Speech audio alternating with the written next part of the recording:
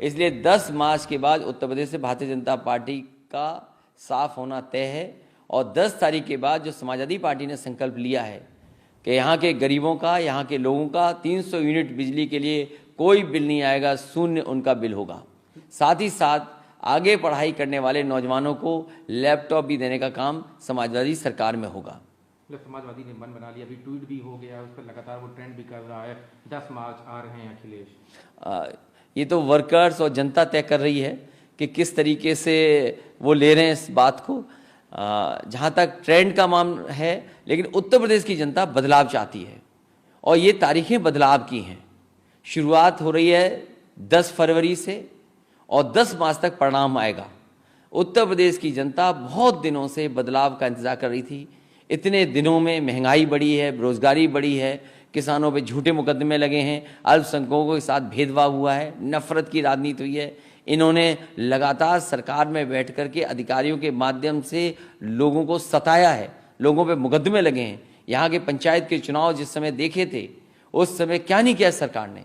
इनके अधिकारी भारतीय जनता पार्टी के कार्यकर्ता नेता बन गए थे, जो चुनाव लड़ने वाले थे उनके पर्चे छीनने गए।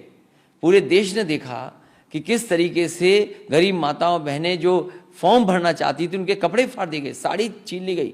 कोविड के समय पर देखा है लोगों ने कि किस तरीके से उनके परिवार के लोगों को ऑक्सीजन नहीं मिली, दवाई नहीं मिली, बिस्तर नहीं मिला।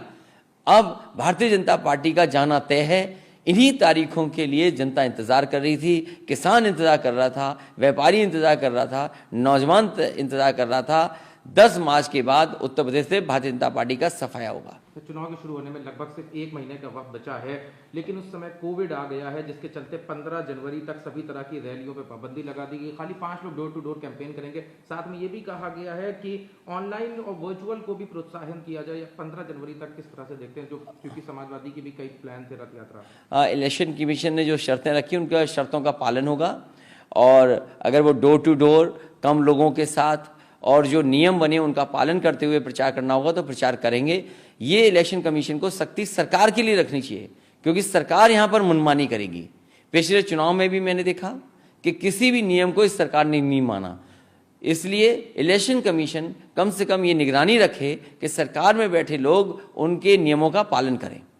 सर, एक और सवाल है इसी से जुड़ा हुआ। आज आपने अभी प्रेस कॉन्फ्रेंस करी थी। प्रेस कॉन्फ्रेंस में जब ये पूछा गया कि अगर वर्चुअल के लिए, जैसे अभी 15 तक है, उसके बाद भी अगर वर्चुअल के लिए कह दिया जाता है कि वर्चुअल रैलीज करनी है, तो आप किस तरह से देखते हैं? आपने ये कहा था कि आप इलेक्शन कमीशन से डिमांड करेंगे फंड की, क्योंकि ये पहली बार ऐसा हो रहा है कि कोविड के समय पर इलेक्शन हो रहा है और इलेक्शन कमीशन भी तमाम नियमों को और तमाम नियम बनाए हैं। मेडिकल ऑफिसर्स, नोडल ऑफिसर्स बनाए गए हैं। डिस्ट्रिक्ट और अन्य जगह पर मेडिकल ऑफिसर भी नोडल ऑफिसर्स हैं। तो कहीं ना कहीं आशंका इस बात की भी है कि कोविड होगा या कोविड फैलेगा।